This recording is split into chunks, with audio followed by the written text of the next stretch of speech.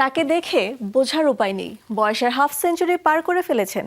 সবচেয়ে বেশি পারিশ্রমিক পাওয়া অভিনেতাদের মধ্যে শীর্ষে তিনি। এমনকি বিশ্বের সবচেয়ে আবেদনময় পুরুষের তালিকাতেও নাম রয়েছে তার। তিনি ঋত্বিক রোশন। বলিউডের সবচেয়ে স্টাইলিশ এই অভিনেতার 52তম জন্মদিন আজ। 1974 সালের 10 জানুয়ারি ভারতের মুম্বাইয়ে বিখ্যাত পরিচালক ও প্রযোজক রাকেশ রোশন ও পিঙ্কি রোশনের ঘরে জন্ম তার। পুরো নাম ঋত্বিক রোশন নাগরাথ। প্রায় দেখা যায় তারকারা নিজেদের ক্যারিয়ারে মন দেওয়ার জন্য পড়াশোনায় ততটা মন দিতে পারেন না, কিন্তু ঋত্বিক রোশন কমার্স নিয়ে স্নাতক শেষ করেন। 9 বছর বয়সেই শিশু শিল্পী হিসেবে অভিনয়ে হাতেখড়ি। প্রথম সিনেমার পরিচালক ছিলেন তার নানা, কিন্তু 24 বছর বয়স না হলে ছেলেকে সিনেমায় আনবেন না বলে স্পষ্ট করে দিয়েছিলেন বাবা রাকেশ।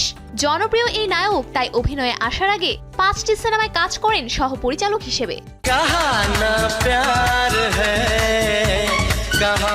এরপর 2000 সালে বাবার পরিচালিত কাহো না প্যার হ্যায় সিনেমা দিয়ে নায়ক হিসেবে আত্মপ্রকাশ করেন ঋত্বিক। মুম্বাই ফিল্ম ইন্ডাস্ট্রিতে ইতিহাস তৈরি করেন বলিউডের এই গ্রিক গড। অভিষেক সিনেমাতেই জিতে নেন শ্রেষ্ঠ অভিনেতার পুরস্কার। এরপর আর পিছনে ফিরে তাকাতে হয়নি তাকে। একই বছর মুক্তি পায় টেরোরিজম ড্রামা ফিজা। এরপর 2001 সালে কারণ জোহর প্রযোজিত কাভি খুশি কাভি গাম তাকে বিশেষ খ্যাতি এনে দেয়, কিন্তু পরের 2 বছরে তার অভিনীত কয়েকটি সিনেমা সাফল্য অর্জনে ব্যর্থ হয়।